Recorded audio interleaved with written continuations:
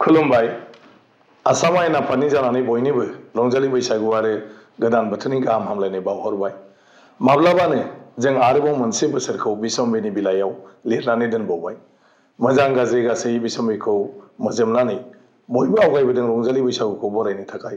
गोदान थांखि आरो गोदान सानस्रिजों माहारि एबा हादोरनि गाहामनि थाखाय आगान सुरनानै गोदान मिजिंनि बेगर फोनाय सम बियो। खौसेथि आरो सुबुंथिनि बान्दोखौ गोख्रोंसिन खालामनानै हादरनि जौगाखांनायनि थाखाय सदबांसा लानि फै। बयनिबो गोदान मिजिं गोदान हास्थायनाया गोदान बोसोराव जाफुंसारथों। जोबथारनायाव फिन आसामारि रायजो राजानो रंजालि बैसागुनि गाहाम हामलायनाय बावहरबाय। गोजोन्थों। गोजोनथाव खौरां, बङाइगाव मेरिडियान किया मटर्स श'रुमआ नोंथांनो लाबोदों गोदान अफार।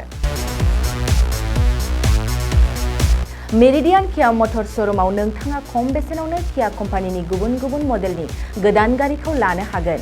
बेनि अनगायैबो मिथिनो गोनां बाथ्राया बेनोदि किया कम्पानिनि 2022 मडेलनि गारिखौ गासै 40,000 रां रेहायाव मोननो हागोन। बेजों लोगोसेनो बे श'रुमआव जेखिजाया कम्पानिनि गोजाम गारिखौ सोलाय-सोल' खालामनोबो हागोन।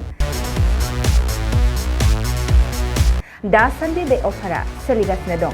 मेरिडियान किया मटर्स श'रुमआ सा बङाइगाव साफागुरि र'ड आगराला देहा फाहामसालिनि साखाथियाव थानाय महामाया हटेलनि अपोजिट साइडआव दं।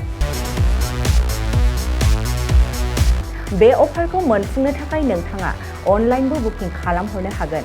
लोगोसेनो गोबां मिथिनो थाखाय थोंजोङै 7099003414 नङाब्ला 8822790662 जानबुं अनजिमायाव जगाजग खालामहरनो हागोन आरो बङाइगाव मेरिडियान किया मटर्स श'रुमआव थांनानैबो नायनो हागोन।